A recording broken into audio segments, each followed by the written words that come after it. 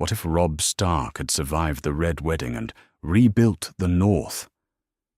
Let's explore the depths of it in the video. The letter arrives at Castle Black on a morning when the wall breathes fog and the ravens are restless in their cages. Jon reads it twice, standing at the window of the Lord Commander's tower, and then he reads it a third time because the words do not change, no matter how many times his eyes move across them. Robb Stark lives. That is the core of it. The rest is detail. The phrase, undone by their own treachery, exposed at last. The Boltons broken at a siege Jon knows nothing about. The North reclaimed yard by yard through a winter that killed more men than any sword. But the core is those 3 words in his brother's handwriting, with the dire wolf seal pressed into grey wax that is still faintly warm from some fire far to the south. Ghost lifts his head from the flagstones. The white wolf has been watching Jon since the letter came, as he always watches when something shifts. He's alive, Jon says, because it needs to be said aloud to be believed. Ghost sets his head back down and says nothing. He has always been better than Jon at accepting the world as it is. Jon folds the letter carefully. He is aware, in the way that men trained by Maester Aemon learn to be aware, that he is standing at a place where the path divides. He is Lord Commander of the Night's Watch. He has taken his vows.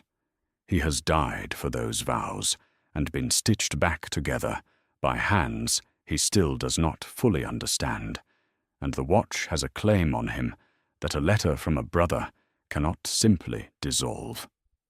He knows all of this. He also knows that the North has a king again, and that king is writing to him, and the letter does not merely announce, it asks. He does not open the letter again. He has memorized it already, the way he memorized the words of his vows on the day he spoke them, the way he memorized the faces of the dead he has buried north of the wall and south of it both.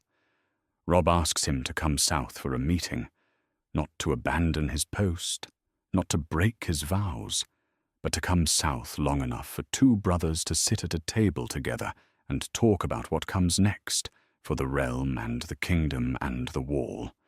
A month's leave. A king asking, not commanding, because Robb still remembers what the black means. That carefulness in the asking is what undoes him. It is not a demand. It is his brother, knowing the weight of what he carries, and asking anyway. Dolorous Ed finds him in the yard an hour later, doing nothing in particular with a practice sword, which is something Jon does when he cannot think. "You have that look," Ed says. "What look?" "The one that means you are about to do something that will make my life considerably worse." Jon lowers the practice sword. The fog has thinned slightly, but the wall above them is still invisible in its upper reaches, just white stone dissolving into white air.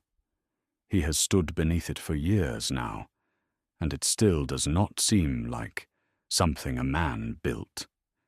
It seems like something the world grew. "Robb wants me to come south," Jon says. Ed absorbs this without changing his expression, which is his great talent.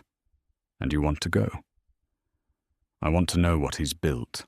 I want to see whether it holds." He pauses. "I want to see him." Those are 3 different things. They are. Ed is quiet for a moment. 2 recruits cross the yard behind him, carrying wood, and give the Lord Commander a wide berth without being told to. Jon watches them and thinks about the 100 tasks that will still be waiting when and if he returns. The wildlings settled along the gift, the supply disputes with the lords who are not yet reconciled to that settlement, the slow and grinding work of making the Watch into something that can actually defend a wall against what Jon has seen come through it. "Tormund will manage," Ed says finally. It is not enthusiastic. It is the tone of a man who has decided the decision is already made and is locating the nearest available resignation. He'll manage loudly. Everything he does is loud. Ed takes the practice sword from Jon's hand and turns it over, looking at nothing in particular. When do you leave? A fortnight. I want the supply agreements finished before I go. Jon looks at the letter in his hand, without opening it. And I want a full count of what we have at each castle. If I'm going to ask anything of Robb Stark, I want to know exactly what I'm asking for.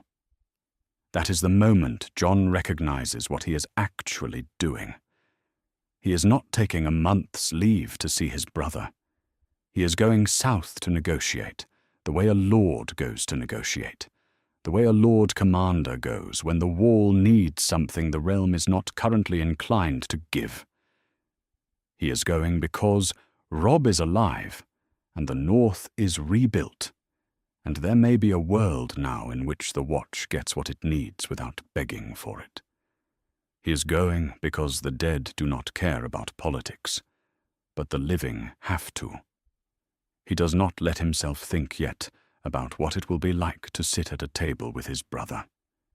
He does not let himself think about whether Robb still has grey eyes that look like their father's, or whether 3 years of war have taken something from them. Those thoughts are for the road. For now there is work.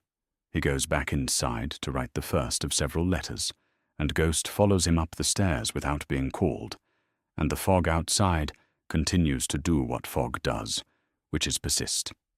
The letters take 4 days to finish. Not because the words are hard, but because each agreement pulls another thread.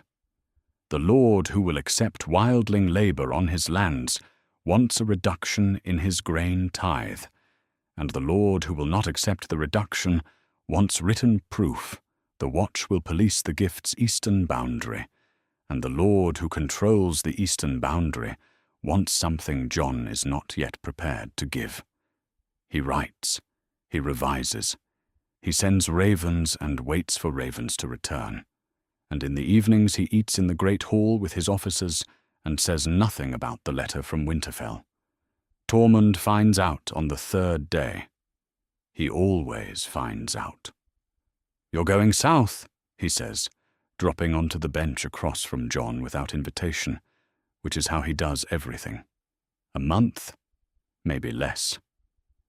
Tormund tears bread with his hands and looks at Jon the way he sometimes looks at weather, deciding whether it requires preparation or just acceptance. The king brother. Yes, he was dead. He wasn't, Jon says. The report was wrong. Tormund chews. Your people are very strange about their dead. Jon does not disagree.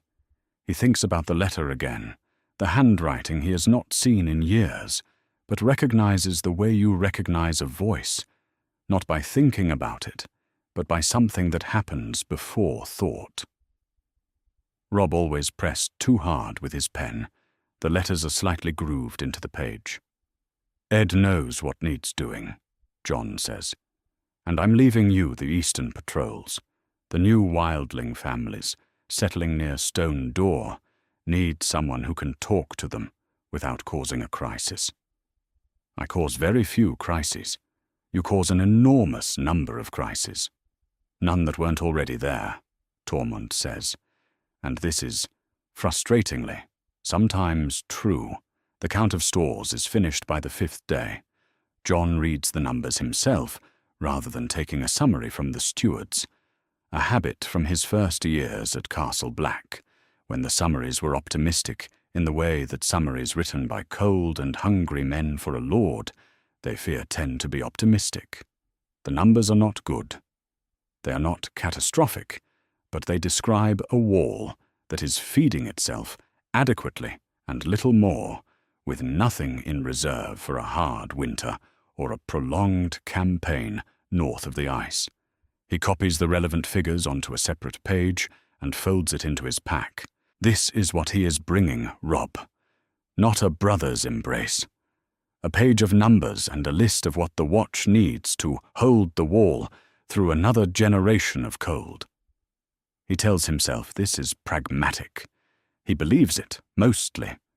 He leaves on a Tuesday in the thin pre-dawn, when the yard is still dark and the torches along the wall are small orange points above him. Ghost walks beside him to the gate and stops there, which he has never done before. The white wolf, who follows him everywhere, simply stops at the threshold and watches him go, and Jon does not know what to make of this, except that Ghost has always known things before. Jon knows them, and whatever this means, it is not comfort. Ed sees him off. No ceremony. That was Jon's specific instruction, and Ed, who has spent years cheerfully ignoring Jon's instructions when he disagrees with them, has apparently decided this one is reasonable. "Don't do anything I wouldn't do," Ed says. "That's not a meaningful constraint." "No," Ed agrees, but it felt like something to say.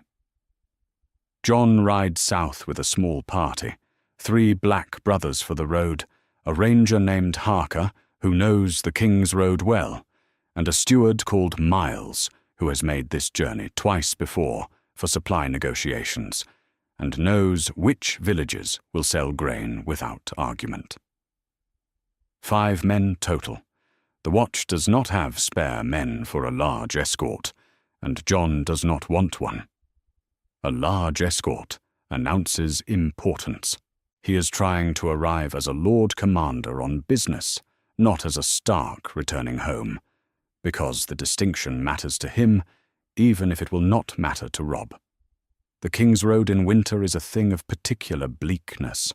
The trees hold no leaves, and the sky is the color of unpolished pewter, and the villages they pass are quiet in the way of places that have learned not to attract attention. 3 years of war followed by a brutal winter. Jon sees it in the architecture, the new-built sections of wall that don't match the old stone, the rooftops patched with different timber. The North rebuilt.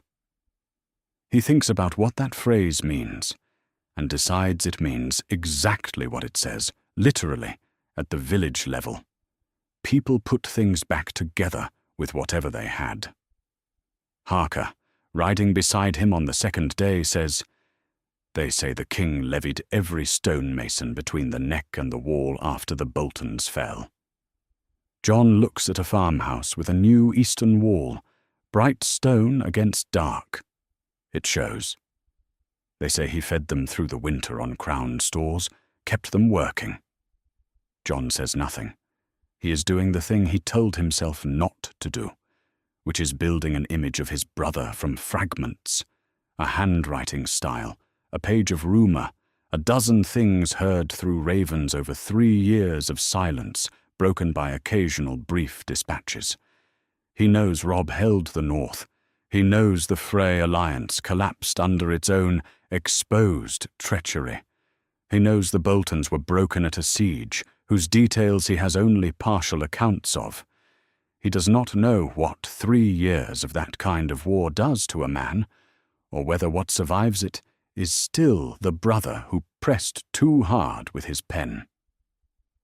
They are 4 days out from Castle Black when the Outriders appear, a column of northern cavalry coming north on the King's Road, flying the grey direwolf on white. Jon reins in. Harker's hand moves toward his sword, and Jon shakes his head, because these riders are not a threat. They are an escort. Robb has sent someone to meet him. The column's captain pulls ahead of his men and stops 10 feet from Jon. Young. Northern face. The kind of jaw that could have been carved from the same stone as half the castles in this kingdom. "Lord Commander Snow," the captain says. "His Grace sends greetings and asks that you accept an escort to Winterfell." Jon looks at the column. 20 riders at least. He knew my route. He knew your route. Jon thinks about this. Robb knowing and sending riders north early enough to intercept him here, which means he calculated the timing before Jon even began, which means the letter was written knowing John would take a fortnight to leave and several days to reach this point. His brother planned for a yes before John had given one. He is not sure whether this irritates him or makes him glad. He decides both. "Tell your men we don't need the column to surround us," John says. "Ride alongside. We're not a captured party." The captain nods once. No argument, no explanation of protocol. He wheels his horse and gives the order, and the column opens, and John rides into its midst with his 3 brothers at his back. And Winterfell is 4 days south of here, and somewhere inside it, his brother is waiting with grey eyes that press too hard into everything. John watches the road ahead and keeps his face still and does not let himself want anything yet. That is for when he arrives. The escort rides in near silence, which John appreciates.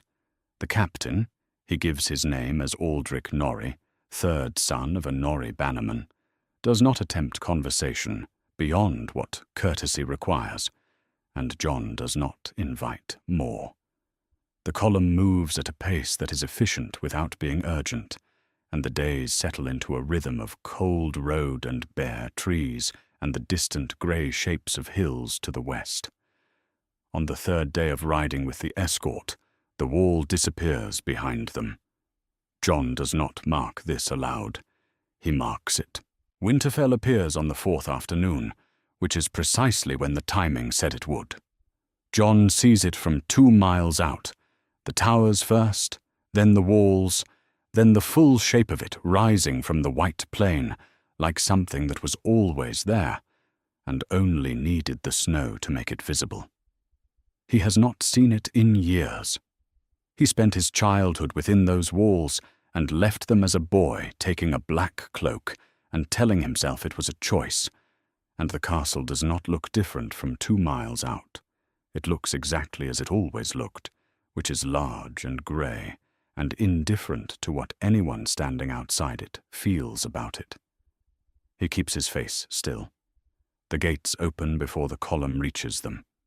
Stewards, stable hands, the organized motion of a household that was told when to expect this arrival.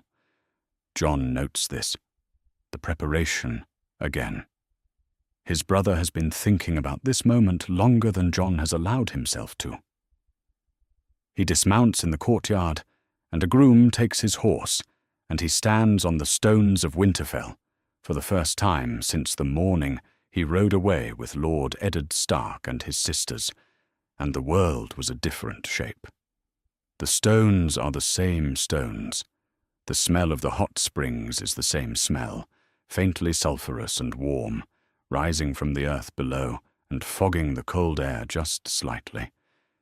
He breathes it in once, carefully, and puts it away. He does not have long to stand there. Robb comes through the great doors and stops at the top of the steps, and John looks up at him. And the word that comes is wrong because it is not a word. It is something that happens in the chest before language arrives. His brother is broader than John remembers.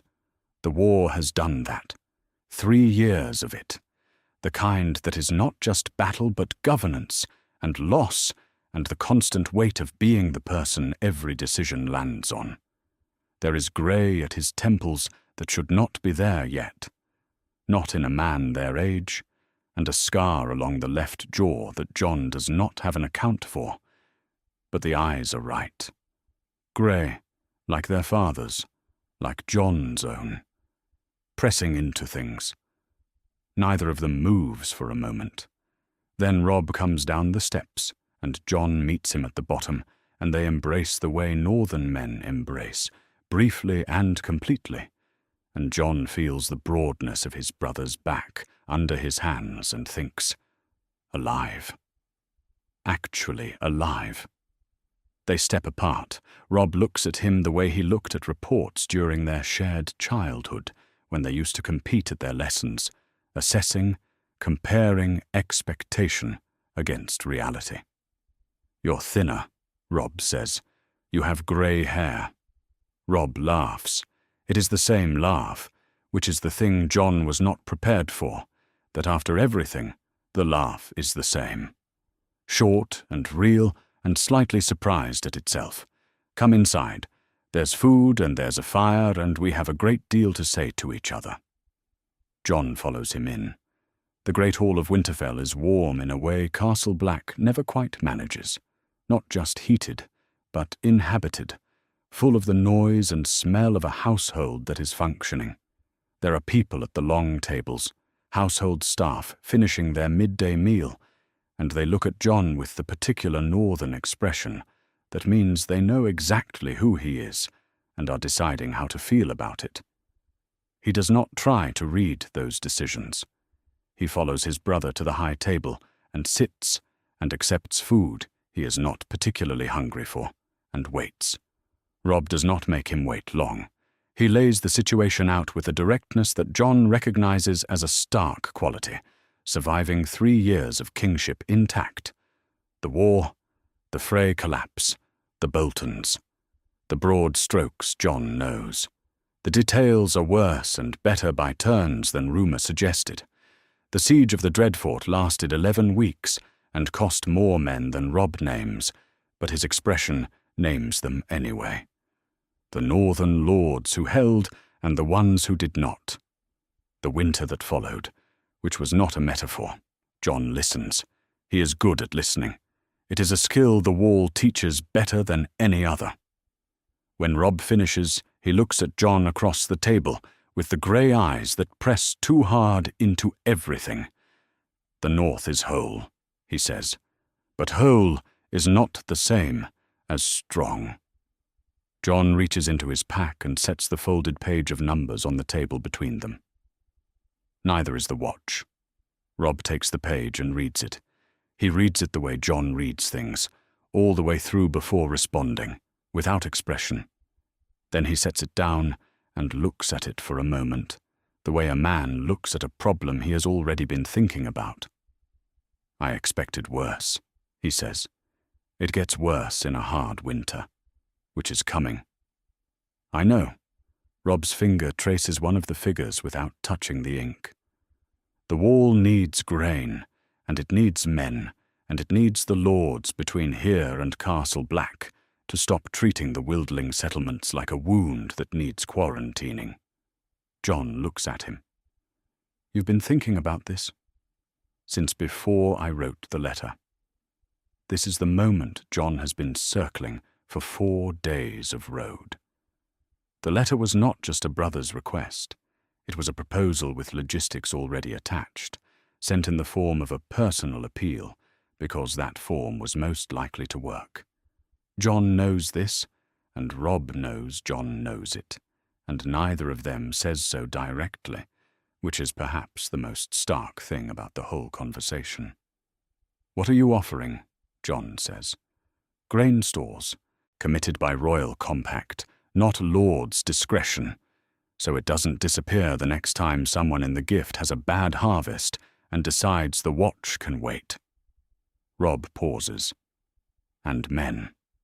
Not forced levy. I won't send the watch criminals who'll cause you more trouble than they solve. Volunteers, with incentive. Land rights for their families after their term of service.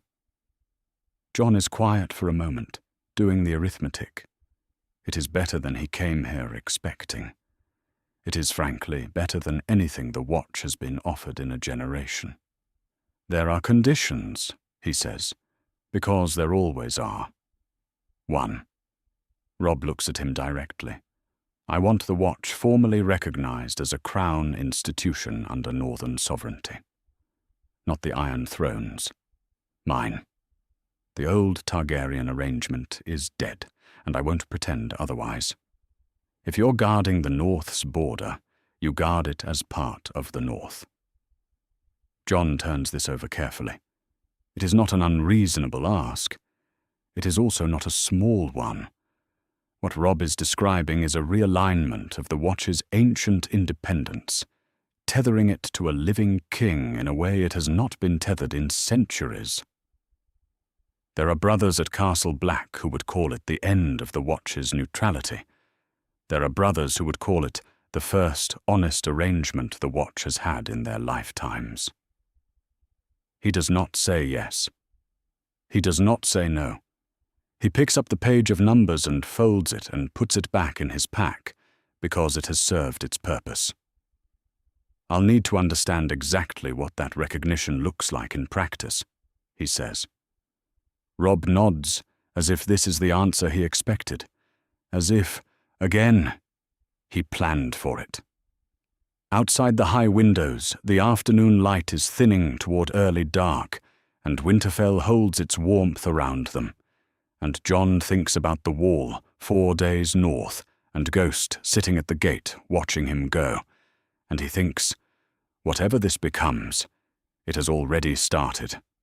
Robb calls it a working supper, and means it. By the time the hall has emptied of household staff, and the candles have burned down an inch, there are maps on the table between them, and a clerk named Wynne sitting at the far end with a quill and the particular stillness of someone paid to record without participating. The maps are good, better than anything Jon has seen outside Castle Black's own survey work. The gift rendered in careful ink, the wildling settlement clusters marked, the eastern and western boundaries drawn with the precision of someone who commissioned new surveys rather than relying on records last updated in a different century. Jon looks at them and thinks about who paid for this and when, and what it means that the answer to both questions is Robb last spring, well before the letter arrived at Castle Black. He says as much. Robb confirms it without looking up from the map he is tracing, and Jon is quiet for a moment, recalibrating something. Not his trust in his brother, which has its own separate account, but his understanding of the scale of preparation. This is not a proposal assembled in response to a problem. This is a proposal that has been aging for months, possibly longer, in the way that Robb ages decisions, by turning them over privately until they are ready, then presenting them as if they arrived naturally. Jon picks up the northern edge of the map. Tell me what recognition looks like in practice. Robb does tell him, and it takes time. The outline is this. The Watch retains its internal command structure entirely. Jon commands, Jon appoints, Jon disciplines. The independence that matters for the wall's function does not change. What changes is the formal relationship on paper and in law. The Watch would acknowledge northern sovereignty in its charter, accept northern grain and men under a royal compact binding on every future lord regardless of who holds which castle, and in exchange commit to northern border policy as jointly understood rather than unilaterally determined. The eastern wildling settlements in particular, this is where Robb leans forward slightly, the only physical tell he has allowed himself all evening. The Watch would agree, in writing, that settled wildlings are northern subjects, not a managed problem to be contained by the wall's discretion. People. This is the substantive thing. Not the grain, not the men, though those matter enormously. The wildlings. Jon turns it over carefully before he speaks. He knows what it is, and Robb knows that he knows, and they regard each other across the map for a moment with the shared understanding that this clause is where the proposal either stands or does not. Jon has been making this argument informally for years. He has been making it to men who nod and obstruct and wait him out, betting that the next Lord Commander will be less committed to the inconvenience of treating the free folk as human. What Robb is offering is the argument made into law, something that cannot be unpicked by the next Lord Commander or whoever follows Bowen Marsh in the tradition of men who confuse caution with wisdom. He tells Robb it will cost him officers. Robb says Marsh's name flatly, and Jon confirms it is not only Marsh, and Robb asks whether Jon is telling him he is wrong. Jon does not tell him he is wrong. He picks up his wine and looks at the map, and thinks about Tormund managing eastern patrols right now, talking to wildling families, settling near Stone Door, through a combination of personal authority and the sheer volume of his voice. Tormund makes it work through force of personality. Jon has been trying to make it work through patience and incremental policy. Neither approach survives the wrong Lord Commander. What Robb is describing would. The clerk at the end of the table writes something down. The quill is the only sound for a moment. "I'll need the text of the charter language before I agree to anything," Jon says. Specifically the sovereignty clause. The Watch has brothers from every kingdom, and some of them will leave if they believe they're serving a northern king rather than the realm. Robb says that some of them should leave, and then catches himself and acknowledges it as opinion rather than policy, and Jon tells him he knows the difference. Robb instructs the clerk to have the sovereignty clause drafted for Jon's review by morning, and the clerk writes, and Jon watches his brother give the instruction with the ease of someone who has been giving instructions long enough that the ease is no longer a performance.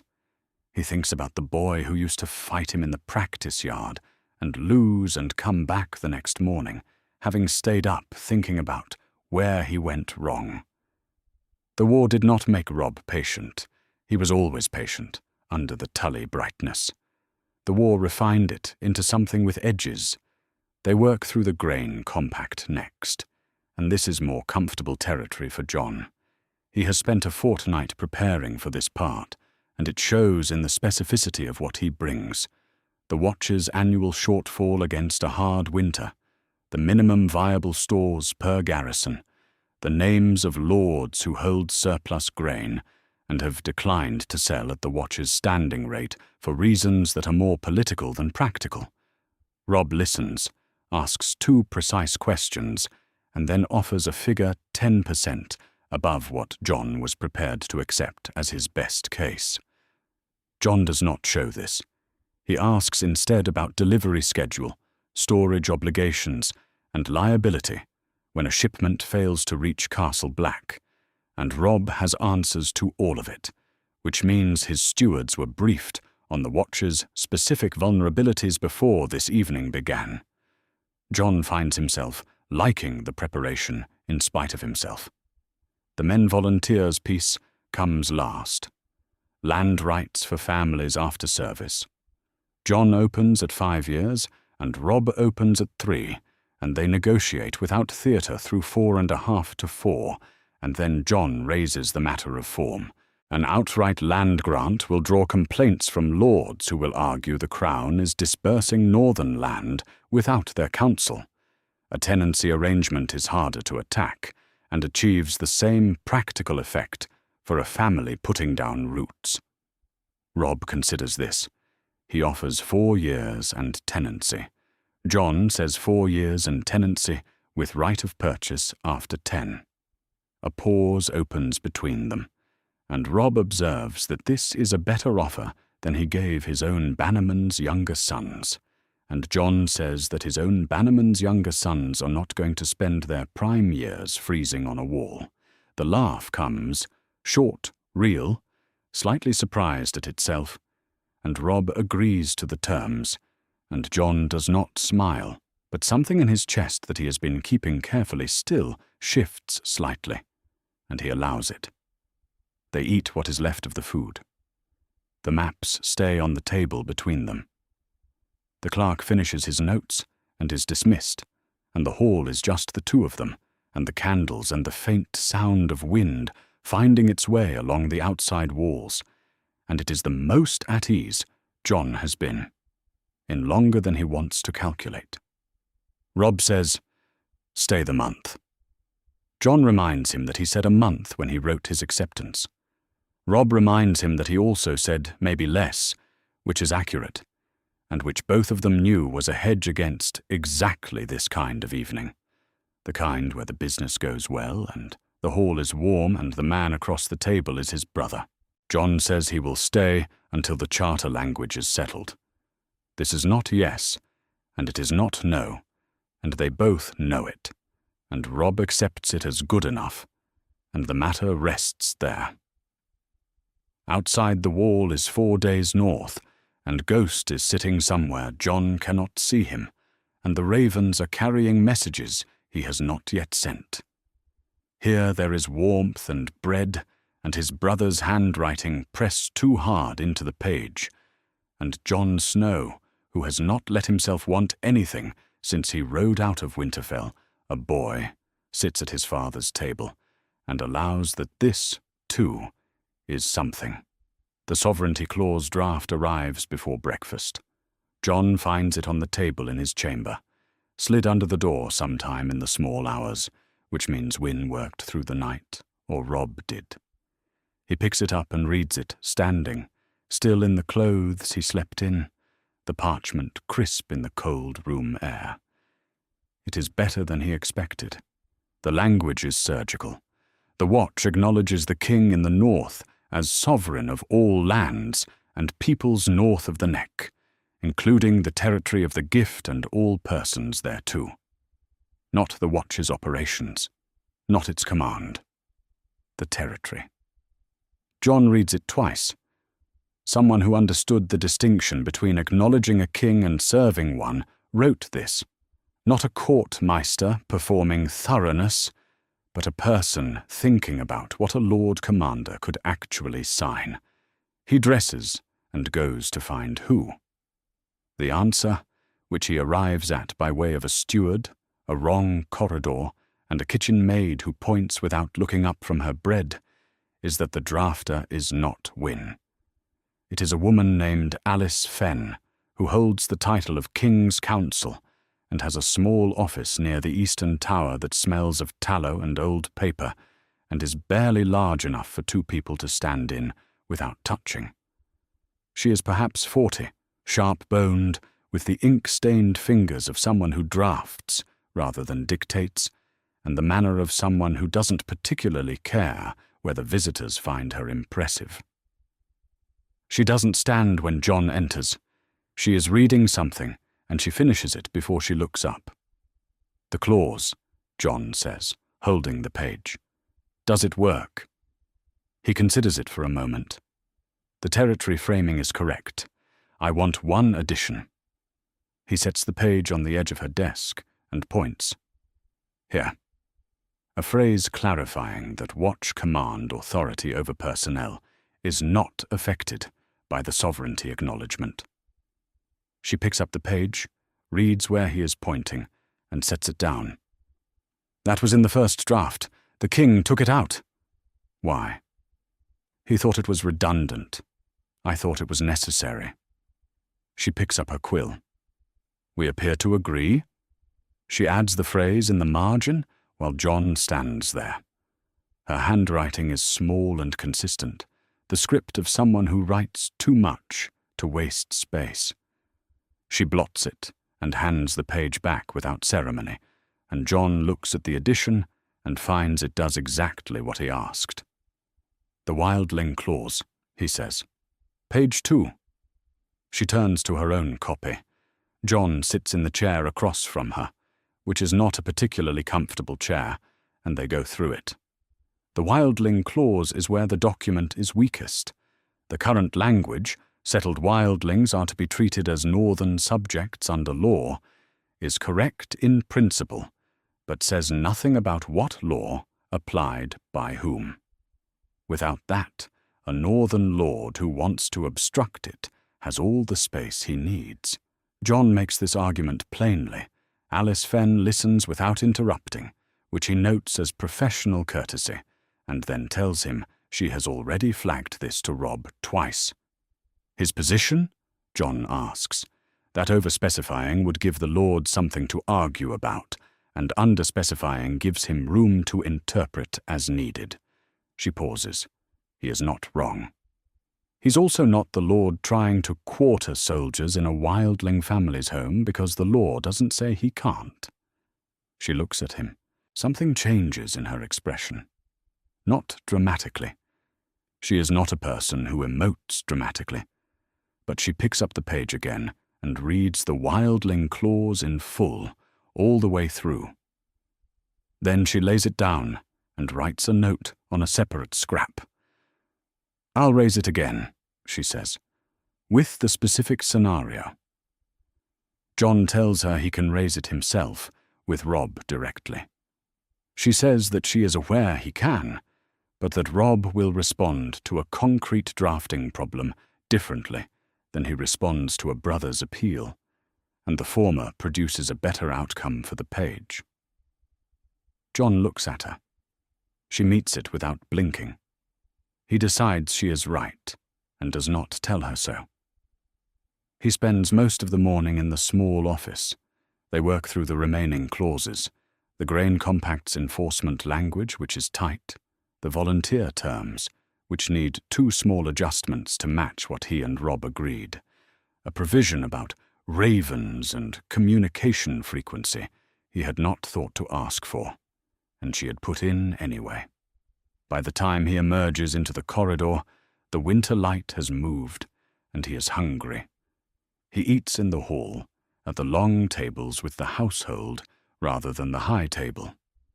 Nobody sits particularly close to him, and nobody makes a point of sitting away, and he eats bread and salt fish in reasonable peace.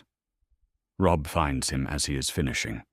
He drops onto the bench across the table as if they are boys again, and there is nothing formal about him. The king version of Robb exists in the great hall and the council chamber. This version shows up in the practice yard and, apparently, at lunch. "Alice," Robb says. "She's good," Jon says. "She's better than good. She told me I was wrong about 3 separate clauses last summer, and she was right about 2.5 of them." The wildling clause. Robb's expression shifts slightly. Not defensiveness, something more like the look of a man who has been circling an argument and knows he is going to have to land on it. He picks up a piece of Jon's bread without asking, because they are apparently boys again, and tears it. "If I tie specific enforcement mechanisms to the charter," he says, "Serwyn will call a council before the ink dries. Tallheart, too. And if you don't, the first time a northern lord quarrels with a wildling settlement, the clause does nothing." I know. Then what's the argument against specifying? Robb chews the bread. Outside the hall windows, Winterfell's yard is active. A training session underway, the muffled sound of wood on wood. The argument is that I have 30 lords who accepted a king again, because they believe he will not govern them like an occupying force. An enforcement clause looks like I don't trust them. Do you trust them? A short pause. Individually. Less than collectively. Jon turns this over. He understands the calculation. He spent years managing Castle Black the same way, letting certain men believe their discretion was respected, when what they had was supervised discretion with its limits unannounced. It works until it doesn't. There's ground between a full enforcement mechanism and nothing, Jon says. A right to petition the Crown for review. It costs you nothing with Serwyn, and it costs a northern lord who quarrels with a wildling family something. Robb turns this over in turn. The practice yard sound continues. A fire is burning in the hall hearth, and the smell of Winterfell, old stone and hot springs and wood smoke, has become, over the course of this morning, something Jon is no longer consciously noticing. It is simply there. Have Alice draft the language, Robb says. She already has a note. Robb looks at him. Of course she does. The laugh, brief and real. Stay the month, he says again, not quite differently than last night, but not quite the same. Jon looks at him across the table. Robb's grey eyes are pressing into him the way they always do. Outside the wall is 4 days north. Ghost is at the gate. Everything Jon is responsible for is waiting. Until the charter is settled, Jon says. Robb nods. He does not say what they both know, which is that the charter has more clauses to work through. Jon does not say it either. They sit at the long table with the fire at their backs and the bread between them, and let it stand at that. Alice Fenn's note becomes a draft by evening, and the draft is on Robb's council table by the following morning. And Jon learns this the way he learns most things at Winterfell now, second-hand, through the orderly machinery of a functioning royal household. A steward appears at the door of his chamber, while Jon is reading through the Grain Compact's enforcement language for the 3rd time, and tells him the king will take counsel at the 9th hour, and Jon says he will be there, and the steward vanishes. The council chamber is off the great hall, and smells like every council chamber Jon has ever been in. Ink and candle, and the particular staleness of a room that is used seriously. There are 4 men around the table when he arrives, Robb at the head, Alice to his left, with her own copy of the draft already annotated. 2 lords Jon does not know, introduced as Sir Winton Stout and Lord Harris Glover, the latter a younger brother of the Glover, who held Deepwood Motte, compact, fair-haired, watching Jon with the careful attention of someone calibrating. Jon sits. He does not know yet whether his presence here is as a party to the negotiation or as an observer of how Robb governs. By the time the 9th hour is past, he understands it is both, which is its own kind of information. Robb opens with the petition mechanism, and the council works through it without particular drama. Stout has 2 questions about jurisdiction. Alice has answers to both. Glover asks whether the petition right extends to wildlings initiating claims against lords, as opposed to only the crown initiating review on a wildling family's behalf, and the room stills briefly because it is the right question, the one that determines whether the clause has teeth or merely the appearance of them. Jon stays quiet. He watches Robb.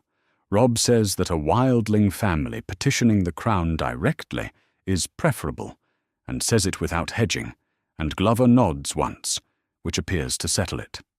Alice writes the revision in the margin of her copy. The room moves on. This is what surprises Jon, incrementally, over the course of the morning. The ease of it. Not carelessness. Robb is not careless, but the ease of a man who has found the register in which he governs well. He solicits the room.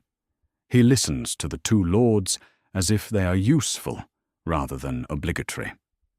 When he corrects Stout on a point of watch history, gently, with specifics, he does it in a way that leaves Stout's position intact, and Stout seems to know this and adjusts without friction.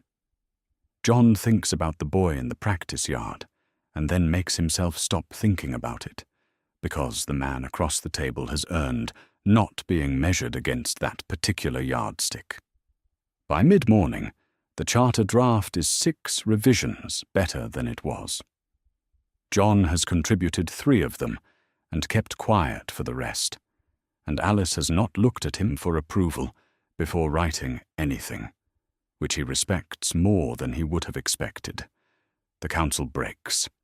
Glover pauses beside Jon on the way out, not blocking his path, just slowing, the movement of a man with something to say who is deciding whether to say it. He settles on this. He lost a cousin at the fist of the first men. The words are flat, not accusing. Jon says he is sorry for it. Glover holds his eyes a moment, and then nods and goes. Jon stands in the emptied room for a moment after, and thinks about all the Glovers and all the cousins, and lets it sit with him, the way he has learned to let things sit rather than carry them differently than they deserve. Robb finds him in the yard before supper. Ghost is there too. The dire wolf had appeared at Jon's heels mid-morning with no explanation, as if he had simply decided the waiting was finished, and Jon had not questioned it. Ghost sits now at the yard's edge, and watches the training that is still underway with the particular stillness of something that knows it is the most dangerous thing present. Robb looks at Ghost for a moment, then at Jon. Jon says the charter is close. Robb agrees it is close. Neither of them treats this as the main subject. What the main subject turns out to be is the wall itself, not the compact, not the men, not the wildlings, the structure. Robb has been receiving reports from a surveyor he sent north in the autumn, and the surveyor's conclusion is that 2 of the 19 castles are in worse condition than the Watch's own assessments indicated. Jon is not surprised. He tells Robb which 2 before Robb can tell him, and Robb's expression shifts in a way that is not quite satisfaction, more like relief at not needing to explain a hard thing. They talk about it plainly. Stone Door's eastern gatehouse has been shored up with timber for going on 3 decades, and the timber is failing. Eastwatch's sea-facing wall has 3 sections that have shifted in the freeze-thaw cycles to the point that they hold by habit rather than engineering. Both are known problems at Castle Black. Both are problems requiring more resources than the Watch can source on its own, and Jon has not included them in the formal negotiation because including structural repair in an initial proposal is how you lose the whole proposal to the scale of the ask. Robb picks up a loose stone from the yard wall, Winterfell's habit, always something to hold while thinking, and turns it in his hand. He says he wants an addendum to the compact covering structural repair at the 2 castles. Not large, not a provision that will alarm the Treasury. A commitment in principle with a number attached. Jon watches him. This is not something Alice drafted. This is Robb having read a surveyor's report and decided what to do with it before today's meeting and choosing the yard, in the late light, to raise it.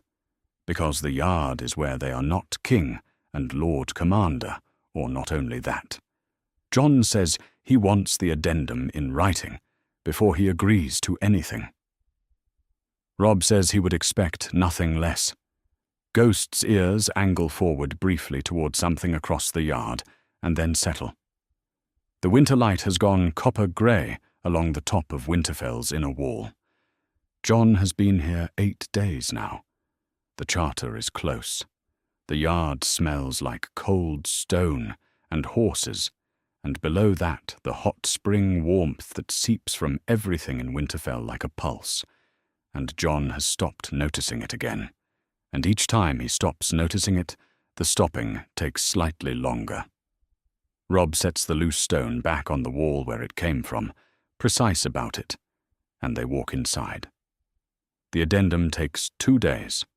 Alice drafts it the morning after the yard conversation, and Jon reads it at the table in Alice's office, standing because the chair is occupied by a stack of survey maps that have materialized since his last visit.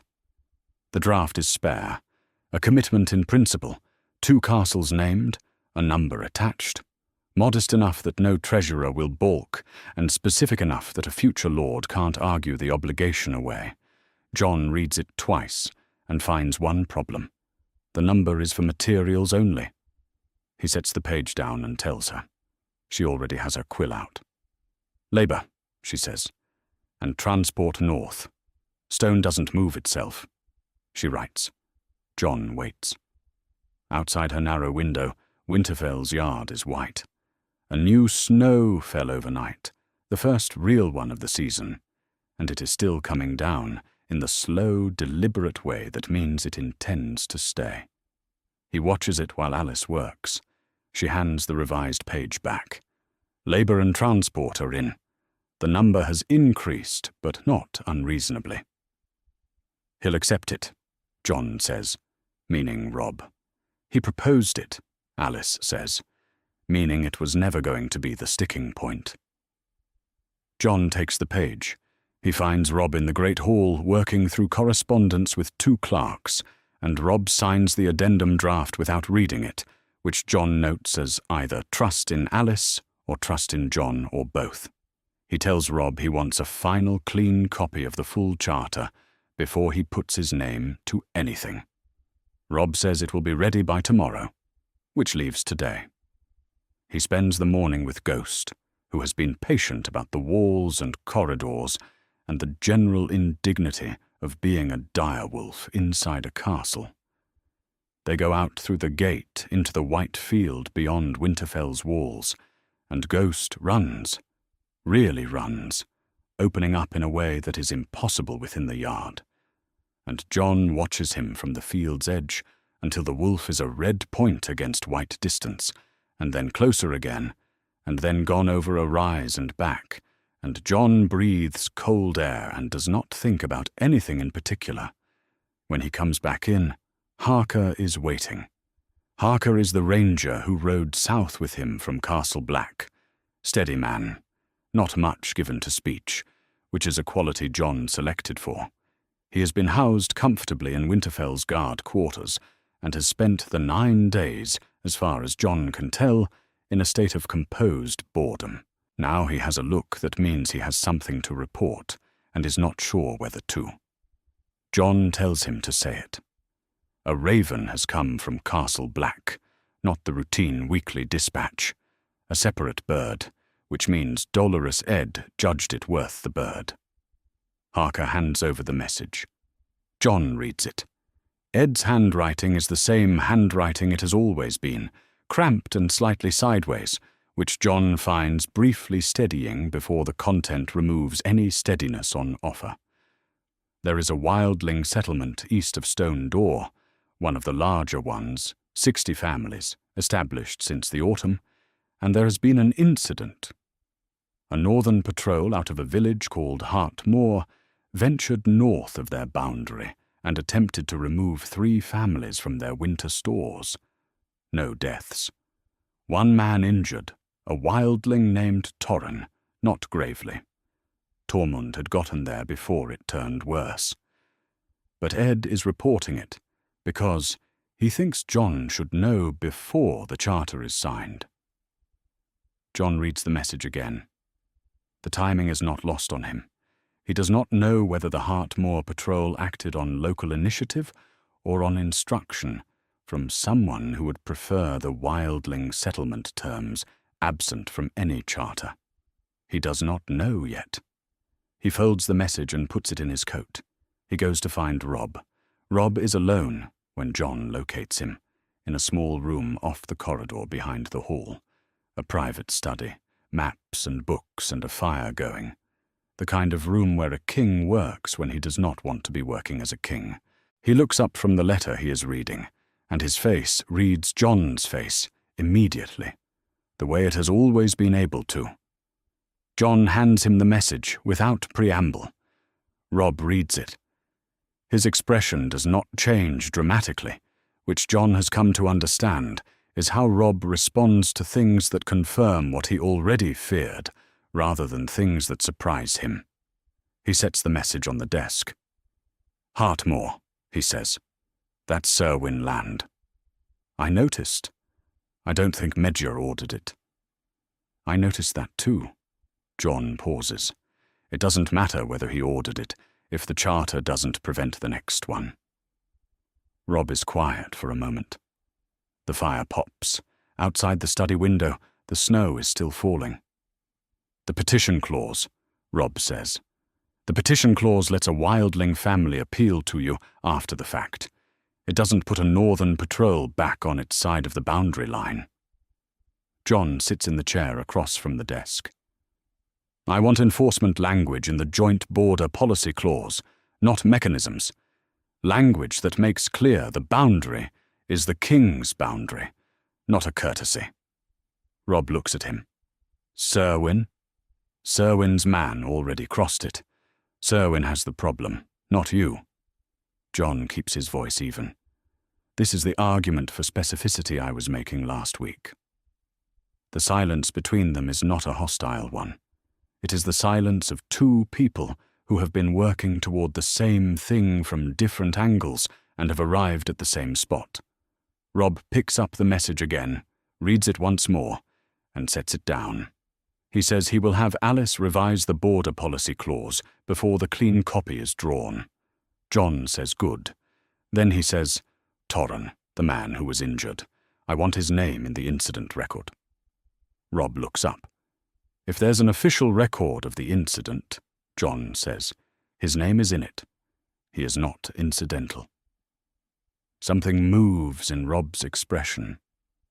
Not surprise exactly, more like recognition of something in Jon that is older than the man sitting across from him, or newer, or both. He says the name will be in the record. Jon picks up the folded message from the desk, where Robb has left it, and puts it back in his coat.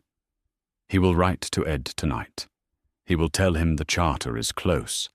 He will tell him Tormund handled it correctly, and that Torrhen's name is being recorded, and that Jon expects to be back at Castle Black within the week. He thinks about that for a moment. Within the week. The fire is warm. The snow outside is steady and real. The charter is one clause revision away from a clean copy, and the clean copy is one signature away from being binding.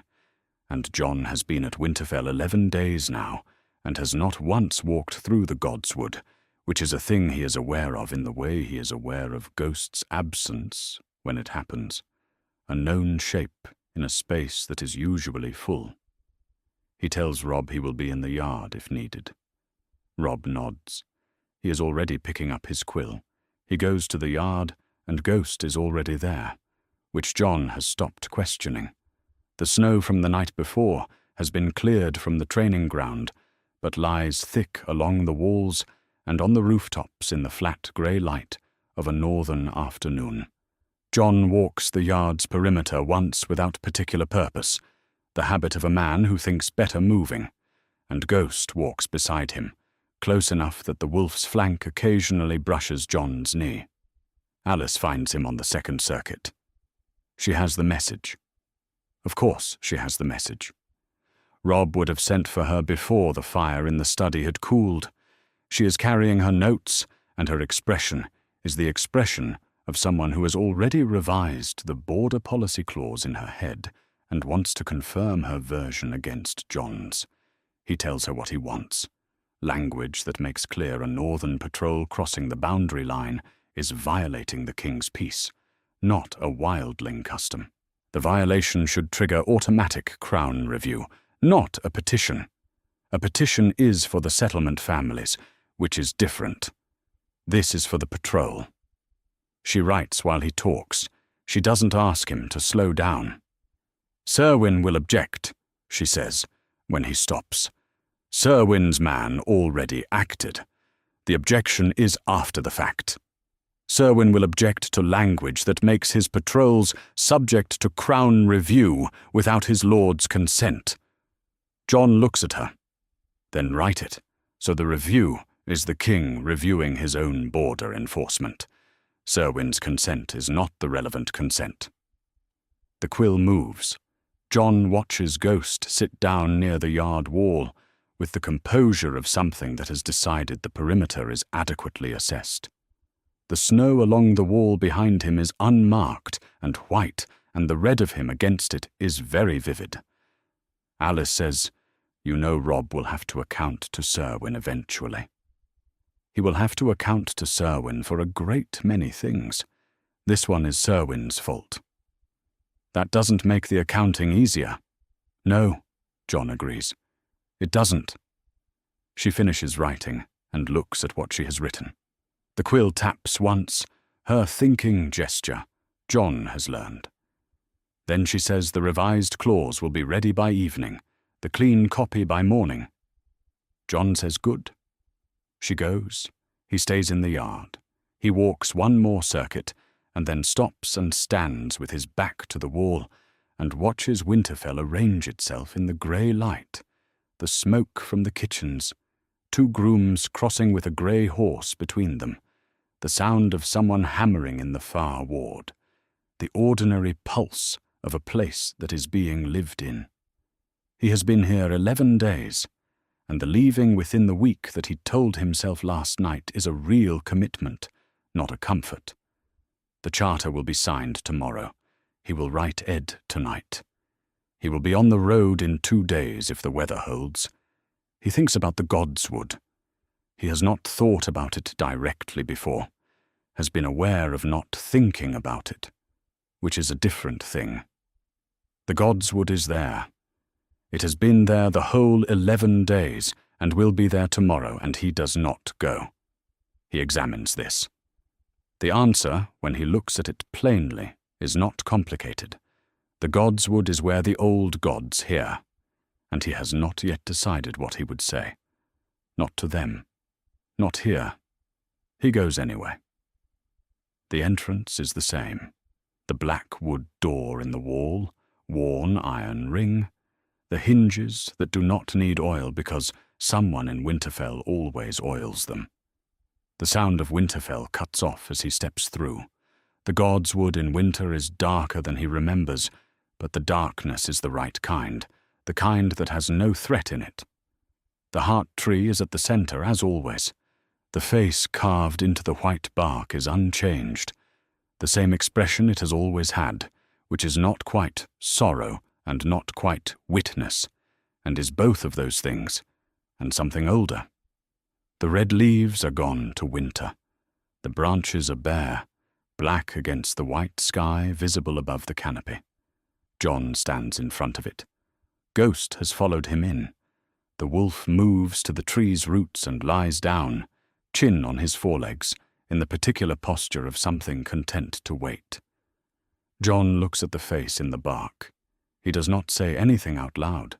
He is not sure the out loud is how it works, or whether it works at all, or what he would be asking if it did. He has been dead. He does not know what that means in the old god's accounting, whether the death discharged something, or added to it, or means nothing, the way he suspects most deaths mean nothing to anything older than human record. What he knows is that he is standing, that the charter exists, that Torrhen's name will be in a record somewhere in Winterfell's archives by tomorrow, that 60 families east of Stone Door have a winter store that was attempted and defended. Small accountings. He offers them to the tree the way Robb once told him. The old gods don't want sacrifice. They want witness. Jon is willing to be witnessed. He stays for a while. When he comes out of the Goddesswood, the light has changed, the grey afternoon settling toward the grey of early dark. Robb is in the corridor outside the small study and stops when he sees Jon, reading the Godswood door still closing behind him. Something in Robb's face moves, and he lets it move, does not manage it away. "I was looking for you," Robb says. "I know." A pause. They stand in the corridor with the cold from the Godswood still on Jon's coat. Robb says, "Alice tells me the clause is done." She's fast. She's better than fast. Robb's voice has the particular quality it gets when he is saying one thing while meaning something adjacent. He looks at Jon and says, "Stay through the end of the week." Jon has been waiting for this. Not the specific words. He could not have predicted the specific words, but the shape of it. The ask that comes after the business is concluded, which is the ask that has nothing to do with business. "The charter will be signed tomorrow," Jon says. "Yes." "And I've been here 11 days. 12 by morning." Robb's expression is careful and plain at once, a combination Jon didn't know Robb was capable of until the last few days. "The snow held off on the way here. It won't hold off on the way back. 2 more days won't change that either direction." Jon looks at him. The corridor is lit by torches in iron brackets, and the light makes Robb look like the room at the Trident might have looked if Jon had been old enough to be there, which he was not, and Robb was 8, and neither of them was anything then except what the gods were arranging. Jon does not find this meaningful exactly. He finds it present. 2 days, Jon says. 2 days. Jon says he will think about it. Rob accepts this because it is the honest answer, and because he has learned, Jon has watched him learn this over the past 11 days, that Jon's honest answers are the only ones worth having. They walk inside together. The torches make their shadows move along the wall in the way of all torchlit corridors, elongated and approximate. Jon writes to Ed that night. He tells him the charter is finished. He tells him Torrhen's name is in the record. He tells him to expect Jon back within the fortnight, which is not within the week, and which is the first adjustment he has allowed the trip to make. He seals the letter and gives it to Harker for the morning's raven. Then he sits at the window of his chamber for a while, not reading, watching the snow that has started again over Winterfell's walls, slow and deliberate, the kind that intends to stay. Morning comes grey and still. The snow that fell through the night has stopped, and Winterfell sits under it, in the particular quiet of a castle that has not yet begun its day. Jon is already dressed when Harker knocks to confirm the raven went out.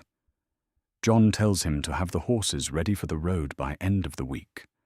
Harker asks no questions, which is one of his best qualities, and goes. The clean copy is on Alice's table when Jon arrives. She is there before him, which does not surprise him. 2 copies, she says.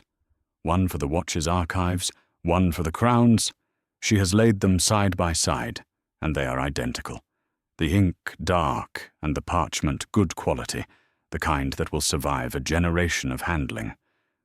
Jon reads his copy from the first clause to the last.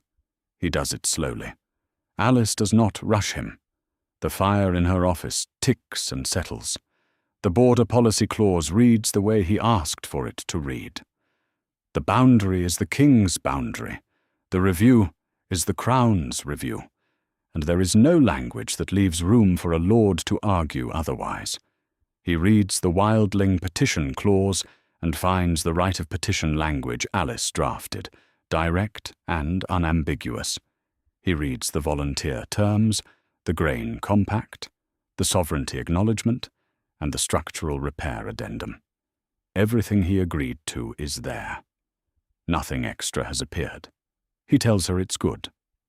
She hands him the quill. He signs both copies. His name in the Watch's formal script, Jon Snow, Lord Commander, and then the date. Alice signs as Crown Witness. She blots both signatures and sets the copies to dry and says Rob will sign within the hour. Jon goes to find him. Rob is in the great hall eating breakfast, which is not where Jon expected to find him. He is alone at the long table with bread and salt fish and a cup of something hot, and when he sees Jon he reads his face and pushes back his chair. They walk to Alice's office together.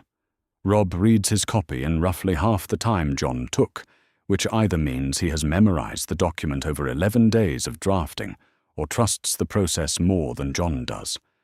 Probably both. He signs without comment and Alice witnesses, and the thing is done. 2 sealed charters, one for each party, the ink still faintly damp, and the Watch is formally a crown institution under Northern sovereignty for the first time in its history.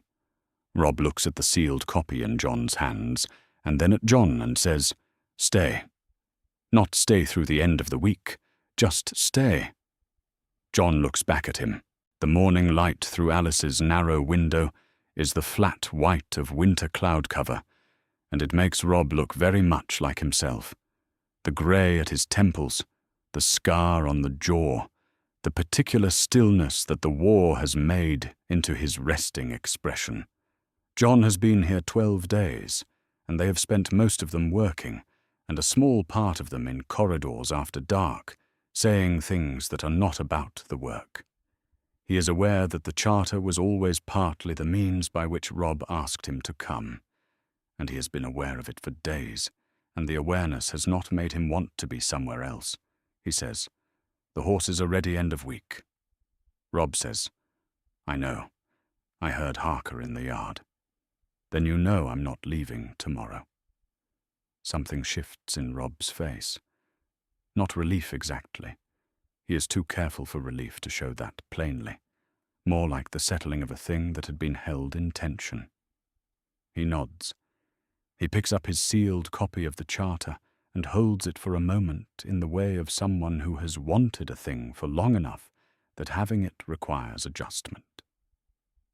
John says, 2 days, then I'm on the road. Robb says that's enough.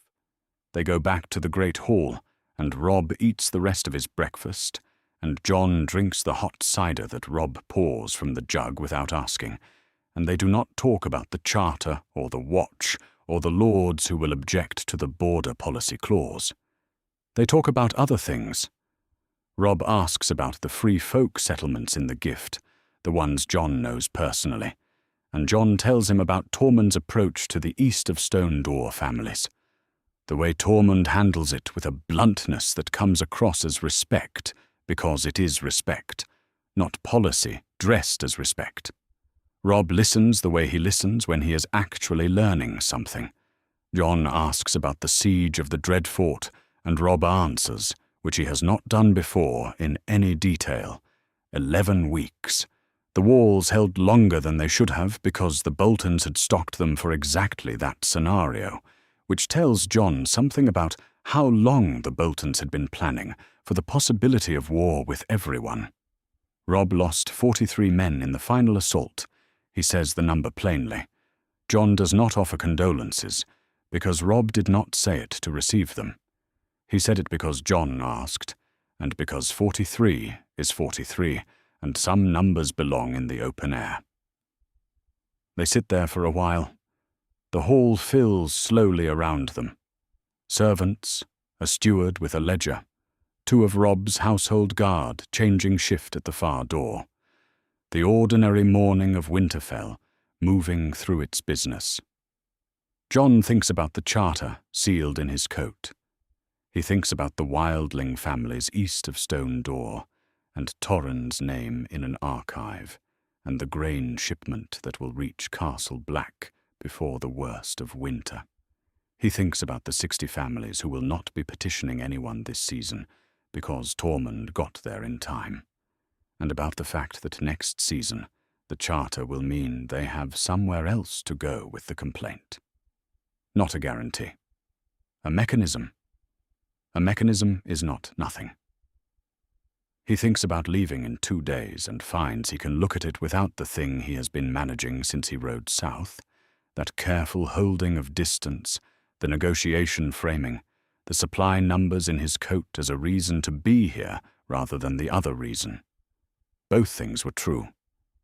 They remain true. The charter is real work, and Robb is his brother, and those 2 facts do not compete. Ghost is in the yard when John goes out after breakfast.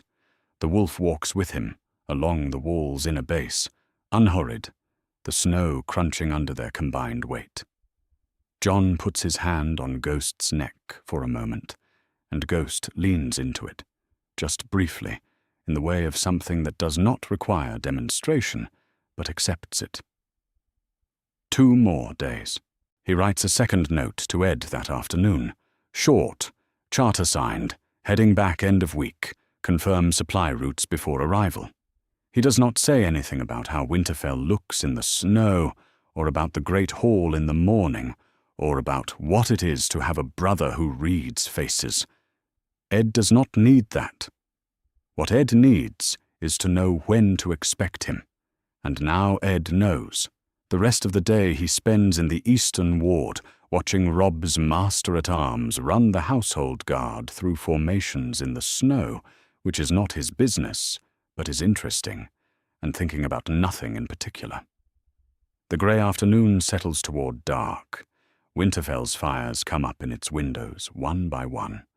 The 2 days pass the way the whole trip has passed, in work and meals and the ordinary movement of a castle, but with the quality of things known to be ending, which makes them both lighter and heavier than the days before. John spends the first of them in the Eastern Ward with Robb's master-at-arms, a blunt man named Edwyl, who fought at the Red Fork and lost 2 fingers there, and considers this unremarkable. Edwyl wants to know about the Watch's training protocols for new recruits, specifically the cold weather discipline, how you keep men functional when the temperature drops past what the mind accepts as survivable. Jon tells him what he knows. It is a practical conversation, and Jon finds he enjoys it, the way he always finds he enjoys conversations about the work itself rather than the politics surrounding it. Edwyl takes no notes, but Jon suspects he remembers everything. That evening, Robb holds a supper in the hall. Not a formal occasion. 6 of his household lords, Alice at one end of the table, Jon at Robb's right. The talk moves through the usual range. Grain prices in the neck, a disputed mill on the Bonefish River, a question about whether the Charter's volunteer terms should be publicized before winter or after. Jon answers the Charter question when it comes to him. After winter, when men can be moved, and Robb agrees, and the conversation shifts elsewhere. Lord Harris Glover is there, and he and Jon do not speak directly, but they share a corner of silence at one point that has more ease in it than the silence at the council table did. This is not much. It is something. Alice tells Jon before she leaves that she will send him a copy of the border policy language when Serwyn inevitably disputes it. Jon says he will write back. She says she is glad to hear it, in the tone of someone who genuinely means glad and will not inflate it further. He thinks she is one of the better people Robb has around him, and does not say so because she does not need the assessment from a man she just met 12 days ago. The second morning, Jon wakes early, and the first thing he does is check the weather. The sky is high and clear and grey-white in the way that means cold, but not storm. Good riding weather. He dresses and goes to find Ghost, who is in the yard near the gate, sitting with his back to the door to the outside world, in the posture that Jon has come to understand means Ghost knows the direction things are moving. Jon gets his pack from the chamber. He has not accumulated much. He brought little enough. The Watcher's copy of the Charter goes into the inner pocket, where the supply numbers were at the start, the supply numbers now folded behind it. The Charter is heavier than the numbers were, which is as it should be. Harker has the horses ready. 5 horses out, 5 horses back. The same party. The escort captain has his men formed up near the gate without needing to be told. Robb is in the yard. He is standing near the steps to the great hall with his coat on, and no ceremony about him. Jon crosses the yard, and they stand together for a moment, in the way of people who have already said the things that needed saying, and are now just present with each other. Robb says, "The grain shipment goes out before the month's end." I know. And if Serwyn's man does it again, he won't, Jon says. Not with his name in the record next to Torrhen's. Robb looks at him. The morning light is full on his face, and it makes the grey at his temples very clear and the scar on his jaw, and Jon looks back and lets him be seen as well. The dark hair, the grey eyes that are their father's eyes, the evidence of the years since the last time they were both here. Neither of them comments on it. It is simply true. Jon says, "The Charter will hold. I know it will." A pause. Ghost has come up beside Jon and sits, red and white against the grey of the yard, watching the gate. Robb looks at the wolf for a moment, then back at Jon. "You'll send word when you're back." "When I'm back," Jon confirms. Robb says nothing more. He puts his hand on Jon's shoulder briefly, in the way he used to when they were boys, and parting felt very large, and it still feels large, and neither of them is a boy, and the gesture is the same. Then his hand drops, and he steps back, and Jon turns toward the horses. He swings up. Harker falls in beside him. The escort captain gives the order, and the gate draws open on the King's Road, and the cold comes in from the north, with the particular edge it has beyond Winterfell's walls, sharper, more intent, the genuine article. Jon rides out without looking back. He does not need to look back. Winterfell is where it has always been, behind him and solid, and it will be there when the ravens go back and forth through the winter, and when the grain shipments come north, and when Alice's copy of the border dispute eventually arrives at Castle Black because Serwyn's steward has filed a complaint. All of that is coming. The Charter made it possible.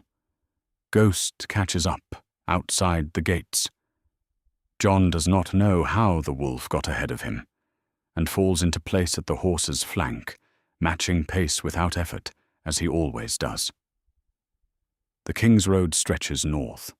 The snow on either side of it is clean and undisturbed, and the sky above is the same pale grey it has been for days.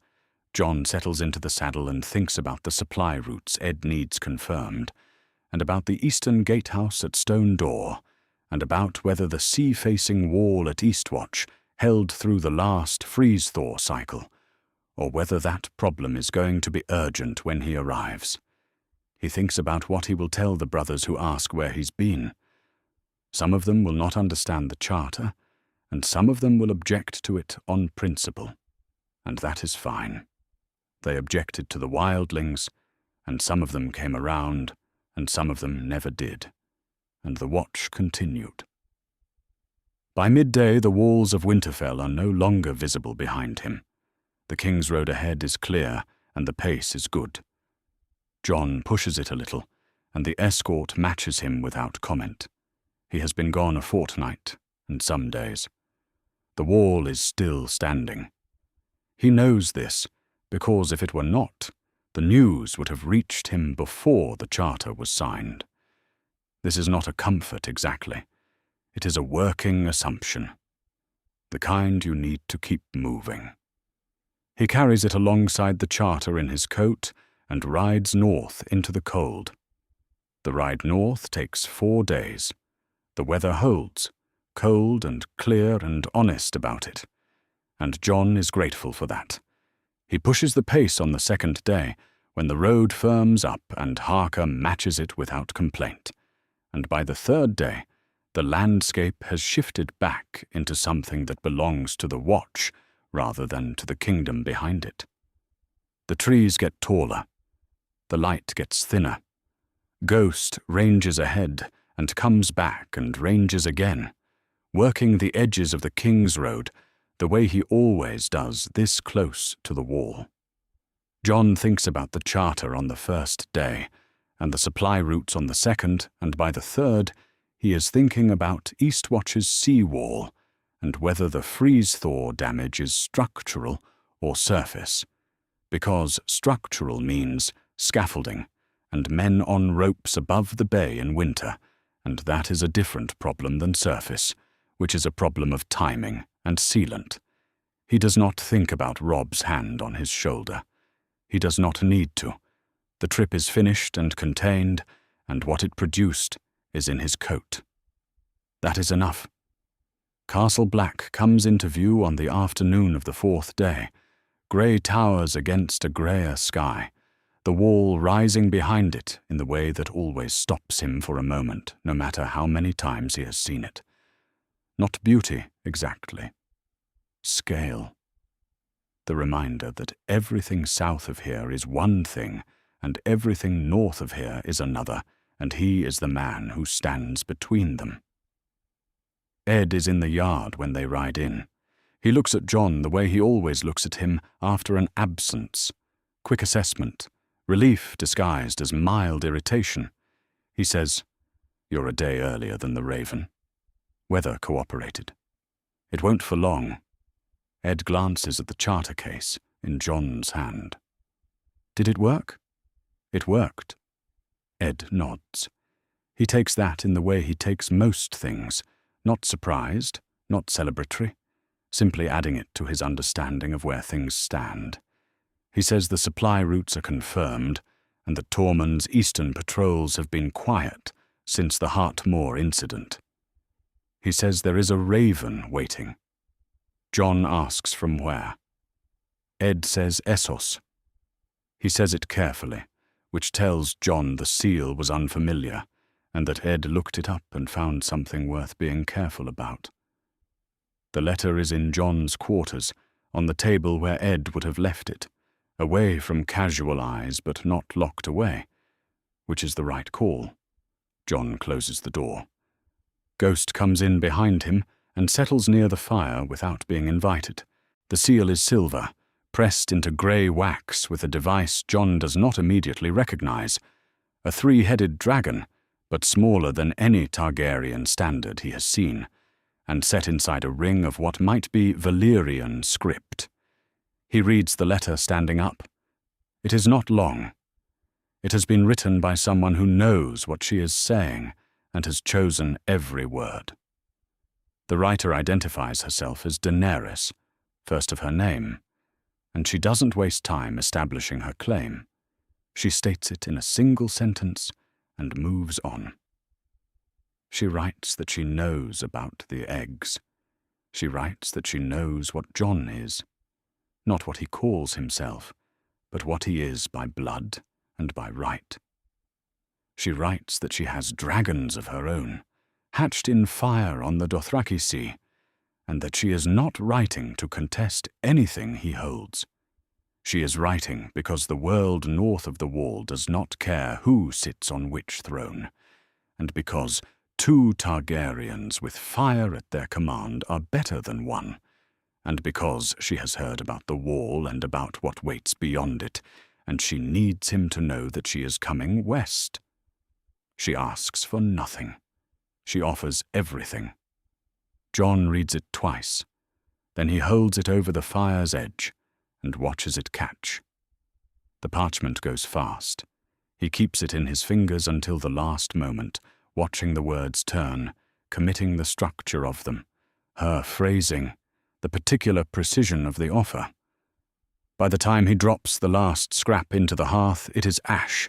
The words are in his head, where they will stay until he decides what to do with them. He stands at the fire for a moment. Ghost watches him. Then he goes to find Sam. Sam is in the library, which is where Sam always is when he is not required to be somewhere else. He looks up from his scroll when Jon comes in and reads something in Jon's face and sets the scroll down. Jon closes the library door. He tells Sam everything. Not in order. In the order it actually happened, which is the only way Jon knows how to do it. The eggs arriving at Castle Black, the dreams that bled through from the shells before they hatched, the letter from Illyrio, and what it claimed about Jon's blood. The eggs themselves, hidden, the 3 of them still unhatched but warm in a way stone should not be warm, and now Daenerys, her letter, her dragons. Sam is quiet through most of it. His face moves through several things, shock, then concentration, then something that in anyone else Jon might call excitement, but in Sam is more careful than that, more like a man rapidly revising his understanding of a problem he has been working on for a long time. When Jon finishes, Sam says, "She has 3 dragons. That's what she writes. And you have 3 eggs." Sam looks at the wall for a moment. "Jon, that's not a coincidence. That's not even a prophecy. That's arithmetic." Jon looks at him.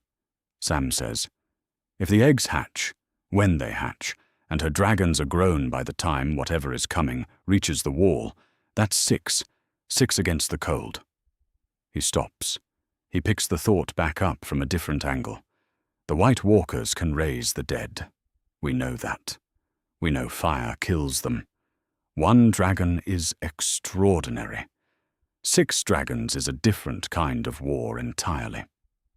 Jon has thought this himself, since the fire took the letter. He did not let himself think it fully until he heard someone else say it. Now he does. 6. 6 creatures born of fire, set against an enemy that commands the dead. The wall holding or falling suddenly becomes a different question.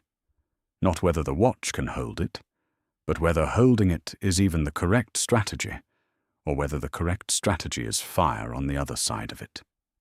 He says, "She's coming regardless. She said so." Then when she arrives, Sam says carefully, "You should be able to meet her as something more than the Lord Commander of a border garrison." He pauses. "You should be able to meet her as what you actually are." Jon does not answer that directly. What he is not a thing he has made peace with yet. The blood, the name, the claim that he has never asked for and cannot put down because he never picked it up. He has the watch, he has the charter in his coat, and 43 dead men at the Dreadfort, and 60 families east of Stone Door, and a sea wall at Eastwatch that may or may not be structural damage. He has Ghost, asleep in his quarters with the letters Ash cooling in the grate. He has 3 eggs that have been warm since the day they arrived and getting warmer. He tells Sam to keep this between them. Sam nods, not offended, understanding exactly why. Jon says, "For now the work is the work. Mutineers still have names. Eastwatch still has a wall problem. Tormund settlements need the grain compact confirmed before the worst of winter." Sam says he understands. Jon says, "When Daenerys reaches Westeros, and she will, I need to be standing, not just alive." Standing. He means it the way he means most things, as a practical requirement, the prerequisite for everything else. Survive the immediate threats, hold the wall, meet her at the end of it as something more than a secret. Sam looks at him for a long moment. He says, "Then we'd better get back to work." Jon opens the library door. The cold of the corridor comes in, and the fire behind Sam gutters and steadies. Somewhere above them, the wall stands in the dark, ancient and patient, waiting on everyone who has ever stood at its base and looked north. Jon goes back to his quarters. He sits at the table where the letter was and writes to Ed about Eastwatch. Ed's reply comes 3 days later. The sea wall at Eastwatch is structural. Jon reads the word and sets the letter down and starts writing the scaffolding order before he has finished his morning meal. The order goes out by midday. Timber requests follow. Jon has Miles draft the supply chain and check it twice, because winter scaffolding over salt water with men on ropes is the kind of problem that kills people when the numbers are wrong. It takes 2 days to get the figures right. Jon does not rush them. He is in the yard on the morning of the 3rd day when the raven comes from Eastwatch. It is not the scaffolding raven. It is too fast, and the man who brings it is running. Jon reads it standing up. The words are short, because Cotter Pike writes the way he commands. Nothing wasted. No softening. The wall at Eastwatch has not fallen. The wall at Eastwatch has been walked through. That is his exact phrasing. Walked through. As if the ancient magic recognized something it could not refuse passage, and stepped aside. Jon goes to find Sam. He finds him already coming out of the library at speed, scroll in hand, face white. Sam says, "I heard." "How bad?" "6 brothers confirmed dead. The rest pulled back to the castle." Sam looks at the scroll. Cotter says they came in silence. No sound before they were at the gate. No cold wind, no warning. Just there. Jon says, "Get Ed." Within the hour, the 3 of them are in the Lord Commander's quarters, with a map of the wall's eastern third spread on the table. Tormund arrives uninvited, and stands at the map's edge with his arms crossed and says nothing, which from Tormund is its own kind of gravity. Jon walks them through what Cotter's letter says, and what it does not say, and then he tells them what needs to happen. The Night's Watch will consolidate at Castle Black. Eastwatch's surviving brothers ride west immediately. Every ranger in the field north of the wall is recalled. Tormund's people handle that, because Tormund's people can move faster in the cold than any sworn brother Jon has. The eastern settlements are warned. 60 families east of Stone Door need to move, and they need to move now, not when the Watch gets around to it. Tormund says, "My people already know. When the wall feels wrong, they know." Jon nods. He sends ravens in 7 directions. One goes south to Robb, one goes west to Stannis at Dragonstone, because Stannis has been camped near the King's Road for 2 weeks with what remains of his army. And Jon has been watching that encampment on the map and thinking about it, the way you think about a piece that has not moved yet, but is positioned. One goes further, carried by the fastest bird in the rookery, addressed to a name and a destination he has been composing in his head since the night he burned the letter. He writes to Daenerys, "Come north, the long night is here. Your dragons and my eggs must burn together, or the realm burns in darkness." He holds the pen over the parchment for a moment after the last word. Then he adds one line more. "I am what Illyrio told you. I am what I haven't yet chosen to be. Come north, and I will stand beside you as both." He seals it and hands it to Miles and says, "Fastest bird." Miles does not ask where it is going. He goes. Stannis Baratheon arrives at Castle Black 4 days later with 900 men, a siege train he no longer needs, and Melisandre, who looks at Jon when she rides through the gate with an expression that suggests she has been waiting for this specific day for longer than she will say. Jon receives Stannis in the yard, not the hall, because the yard is where the work happens. Stannis looks at him. His jaw is set in the way it always is, like a man permanently prepared to refuse something. He says, "I have heard the reports from Eastwatch." Jon says, "Then you know what they mean." "I know what they mean for the wall." Stannis pauses. "I know what they mean for the throne." Jon looks back at him steadily. He says, "The throne is south of the wall, my lord. Everything north of it is dying." Stannis is quiet for a long moment. The wind comes off the wall above them, and the cold is real and total and specific, the kind that has intent behind it now, or at least feels that way. Jon watches Stannis make the calculation. He watches the moment it resolves. Stannis says, 900 men, yours to command." Jon says, "Then come inside." 3 days after that, the White Walkers test Castle Black's gate for the first time. Not in force, a probing, the way a tide tests stone before the full weight arrives. Stannis's men hold the eastern approach. The Watch holds the wall top. Tormund's fighters hold the pass to the south with an efficiency that has nothing of military training in it, and everything of a people who have been surviving this particular cold for 1,000 years. They hold it. The cost is 7 men, and Stannis himself at the barricade for 4 straight hours, a sword in his hand, and no ceremony about him.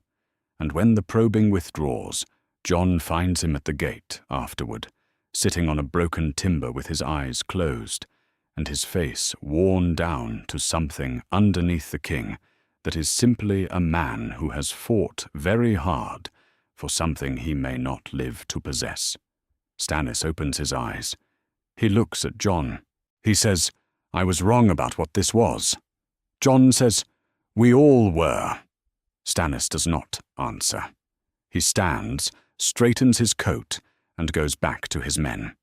He dies 6 days later at the eastern barricade, when the second incursion comes before dawn, harder and without warning, and a wight that was once a Night's Watch brother takes him from behind before Tormund can reach the line. He dies with a sword in his hand on the right side of the wall, which is more than Jon expected from him a year ago, and more than Stannis probably expected from himself. Jon does not have time to mark it properly. The battle is still going. On the night Stannis dies, Jon goes to the armory. The eggs are where he has kept them, wrapped in oilcloth, set in an iron chest that he bolted to the wall when he came back from Winterfell, because the chest had begun to feel warm to the touch, and he did not want anyone stumbling across something they could not explain. He opens the chest and lifts each egg in turn. They are warm. More than warm. The warmth radiates up through his palms and into his wrists. Not like fire, but like fire remembered. Like the idea of fire stored in stone against the day it would be needed. He carries them to the top of the wall. The night is absolute up there. The fires of the watch are below him, and the darkness is ahead of him. North, total and cold and crowded with things that do not breathe. Jon stands at the wall's highest point and holds the eggs against his chest and looks north. He says it quietly, not performing it for anyone. He says, "If I am truly Targaryen, if I am truly my father's son, let these eggs remember their fire, not for conquest, not for crown. For this." The wall beneath his feet says nothing. The dark says nothing. Ghost is somewhere below him, and Ghost is also somehow here, present in the way he always is. Not a sound or a sight, but a certainty. Jon waits. The dawn comes red, the way dawns come when smoke is on the horizon. And against the red, 3 shapes. Moving at a speed that is not natural and does not need to be, 3 silhouettes that grow as they come closer, wings spread wider than castle gates, bulk that blocks the light, a sound building beneath the wind that is not quite a sound, but felt in the chest. Drogon is black against the red. The others flank him, gold-scaled and enormous, grown past anything Jon's imagination built from Daenerys' letter. They drop toward the wall. Drogon circles once, twice, and then holds position above Jon, and the wingbeats displace the cold air, and the snow blasts sideways off the wall's surface, and Jon stands in it with the eggs held out, and he does not close his eyes. Drogon roars. It is not a sound for human ears. It is below and above sound at once, a frequency that moves through stone. The eggs answer. The crack runs along the black shell first, hairline thin, and then the gold, and then the green. Heat pours out through the fissures, sudden and total. Not the cold warmth of before, but fire's actual heat, the genuine article, the same heat that has been sleeping in them since before Jon Snow was a name anyone knew. The shells split.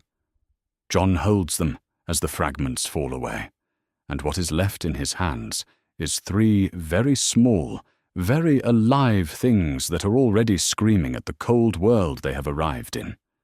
Below, Daenerys is dismounting from Drogon in the yard. Jon can hear the Watch brothers' voices, shock, and something past shock, the particular sound men make when they see something they do not have a category for. He does not look down yet. He looks north, where the dark is still dark and the cold still cold and the dead still moving, and he holds 3 newborn dragons against his chest and breathes. The long night does not end this morning, but this morning it meets something it has not met before. That is the beginning of it. That's our theory. Westeros is a land filled with exciting stories and possibilities, and we love exploring them. If you want to accompany us on this journey across the 7 kingdoms and beyond, then please like, share, and subscribe.